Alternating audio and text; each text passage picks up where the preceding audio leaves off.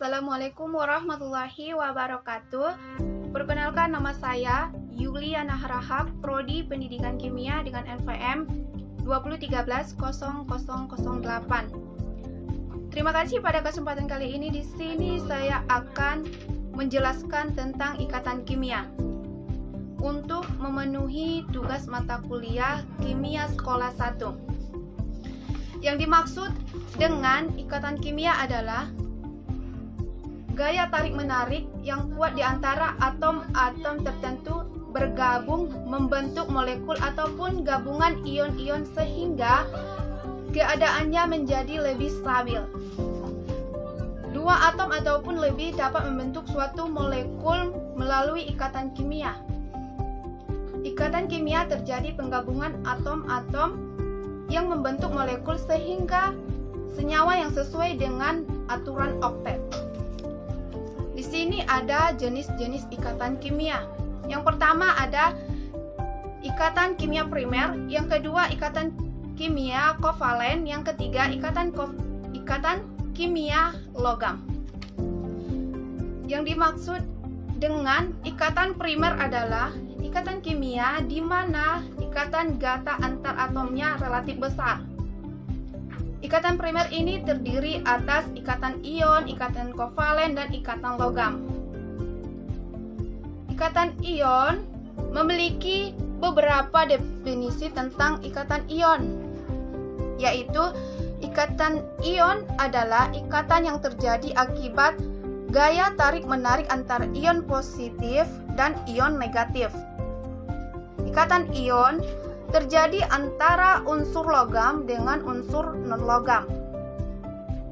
Kemudian ikatan ion terjadi karena adanya serah terima elektron dari suatu atom ke atom lainnya. Dan ikatan ini sangat stabil, khususnya bila menyangkut ion bervalensi ganda. Ciri-ciri senyawa ionik. Yang pertama, mempunyai titik didih dan titik leleh yang tinggi. Yang kedua, gaya tarik-menarik antar partikel sangat kuat. Ciri yang ketiga, tidak dapat menghantarkan listrik karena ion-ion yang berada dalam kristal sulit bergerak. Contoh pembentukan ikatan ion. Natrium tergolong unsur logam dengan energi ionisasi yang relatif rendah. Artinya mudah melepaskan elektron. Di lain pihak, klorin adalah unsur logam dengan gaya tarik elektron yang relatif besar. Artinya klorin mempunyai kecenderungan besar untuk menarik elektron. Ketika natrium direaksikan dengan klorin, klorin akan menarik elektron dan natrium.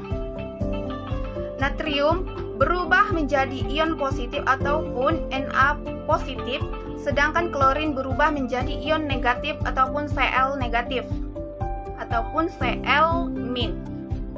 Ion-ion tersebut kemudian mengalami tarik-menarik karena gaya Coulomb sehingga membentuk NaCl, di mana NaCl plus Cl akan menghasilkan Na plus ditambah Cl, yaitu NaCl.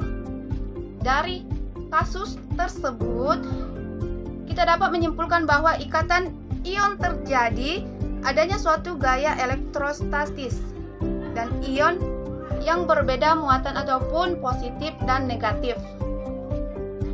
Hal ini dapat terjadi jika antar unsur yang direaksikan dapat berbeda gaya, karena adanya tarik elektron yang cukup besar. Satu unsur mempunyai gaya tarik elektron yang lemah sehingga elektronnya mudah lepas dan kedua unsur tersebut membentuk ion unsurnya.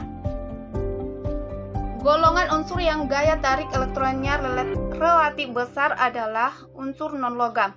Sedangkan golongan unsur yang mempunyai gaya tarik elektron relatif lemah adalah unsur logam.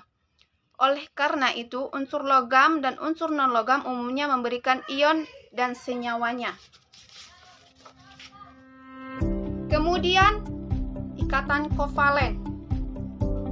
Yang dimaksud dengan ikatan kovalen adalah ikatan kimia yang sangat kuat di mana gaya antar atomnya ditimbulkan dari pengguna bersama elektron. Ikatan kovalen terjadi antar unsur non-logam dan unsur non-logam, serta mempunyai perbedaan elektronegativitas yang kecil. Ikatan kovalen terjadi karena pemakaian bersama elektron-elektron oleh dua atom. Ikatan kovalen ini terjadi antar unsur non-logam dengan unsur non-logam. Cara pembentukan ikatan kovalen yaitu molekul H2 tidak melalui pelepasan dan penyerapan elektron. Sebagai unsur non-logam, atom-atom hidrogen mempunyai daya tarik elektron yang cukup besar. Oleh karena itu, pasangan elektron yang terbentuk ditarik oleh kedua inti yang berikatan. Kedua atom tersebut menjadi saling terikat. Ikatan yang terbentuk dengan cara penggunaan pasangan elektron ini yang dimaksud dengan ikatan kovalen, di mana H+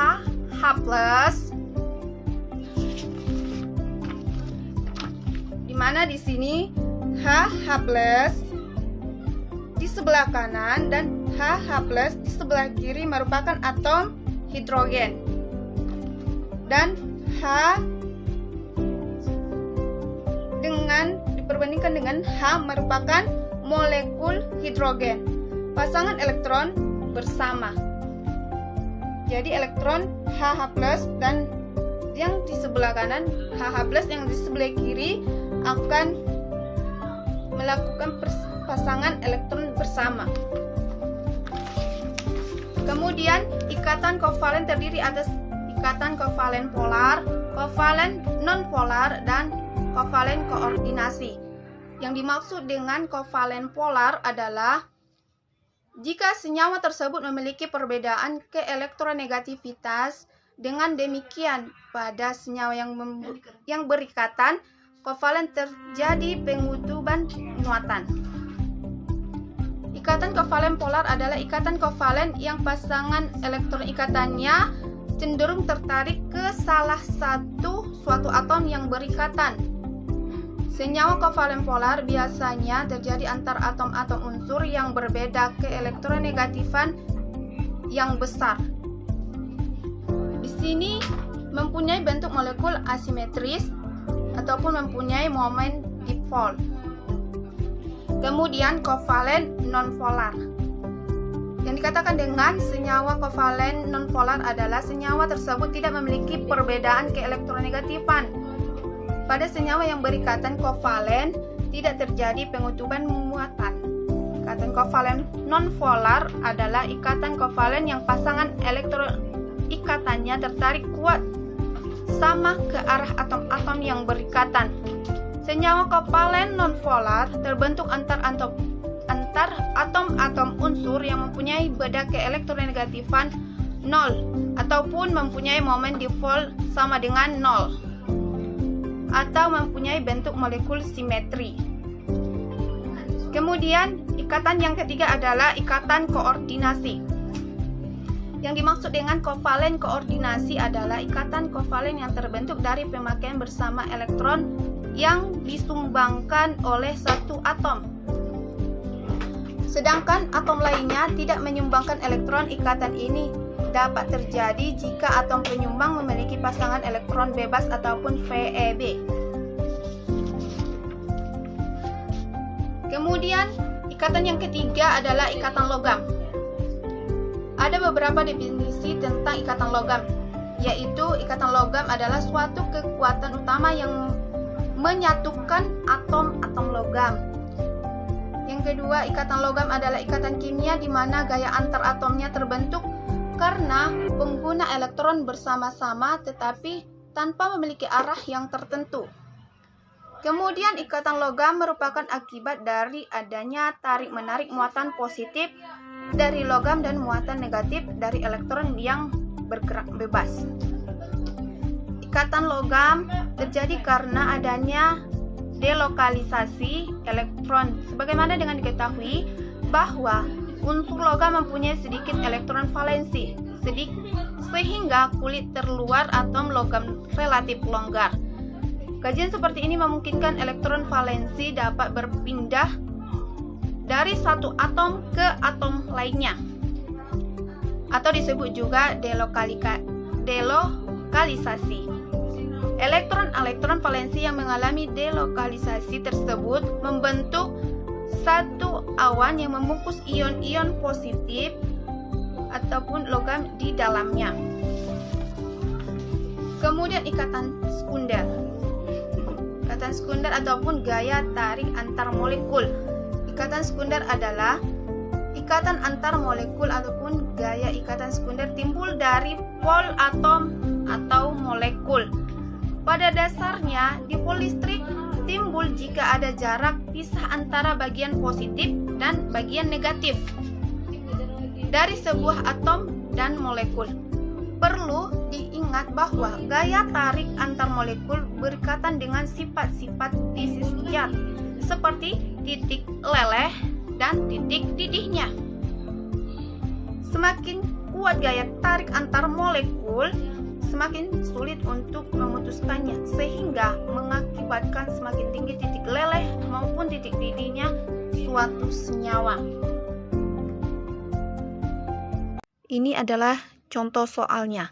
Yang pertama, di antara senyawa berikut yang memiliki kekuatan ikatan yang paling besar adalah di sini ada senyawa CO2, NO2, HCl, Cl2 dan O2. Mari kita bahas. Untuk CO2, di sini unsur C berikatan rangkap 2 dengan O sebelah kanan dan berikatan rangkap 2 dengan unsur O. Sedangkan untuk N2 yaitu N sebelah kanan dan N sebelah kiri. Untuk HCl, di sini ada HCl berikatan dengan Cl. Untuk Cl2 yaitu Cl berikatan dengan Cl. Untuk O2 yaitu O berikatan rangkap 2 dengan unsur O. Kita dapat melihat beberapa jenis ikatan yang berbeda. Ikatan terkuat adalah yang memiliki jumlah ikatan terbanyak dalam hal ini. Dalam hal ini di sini N2 memiliki ikatan rangkap 3, di mana merupakan ikatan yang paling banyak di antara senyawa lain ataupun ikatan lain. Hal ini membuat N2 memiliki ikatan lebih kuat di antara senyawa ataupun ikatan lainnya. Kemudian contoh soal yang kedua yaitu di antara zat berikut yang mengandung ikatan ion adalah yang pertama es batu, kemudian silikon, yang ketiga perunggu, yang keempat batu kapur, dan yang kelima adalah gula. Mari kita bahas batu kapur mengandung ikatan ion. Karena rumus senyawa batu kapur adalah CaSO4, di mana dalam senyawa tersebut terdapat unsur Ca yang merupakan logam. Es batu merupakan air, bukan logam. Gula bukan logam dan silikon juga bukan logam. Maka Ca2+ itu merupakan logam. Ditambah SO4 2-, di mana SO4 2- ini adalah non-logam, maka menghasilkan CaSO4 ataupun ikatan ion. Kemudian contoh soal yang ketiga adalah dua buah unsur memiliki notasi 13X dan 17Y. Bila kedua unsur tersebut berikatan, maka senyawa yang dihasilkan adalah, mari kita bahas pada ikatan kimia untuk membentuk suatu senyawa harus ada ikatan yang mana gaya tarik-menarik. Gaya tarik-menarik listrik ion dan berbeda muatan yang biasa disebut dengan ikatan ion. Jadi 13X sama dengan 283, di mana 13X ini adalah golongan 3A membentuk ion X3+, dan 17Y sama dengan 287, di mana termasuk golongan 7A membentuk ion Y negatif sehingga membentuk dengan senyawa XY3. Cukup sekian penjelasan kali ini. Assalamualaikum warahmatullahi wabarakatuh.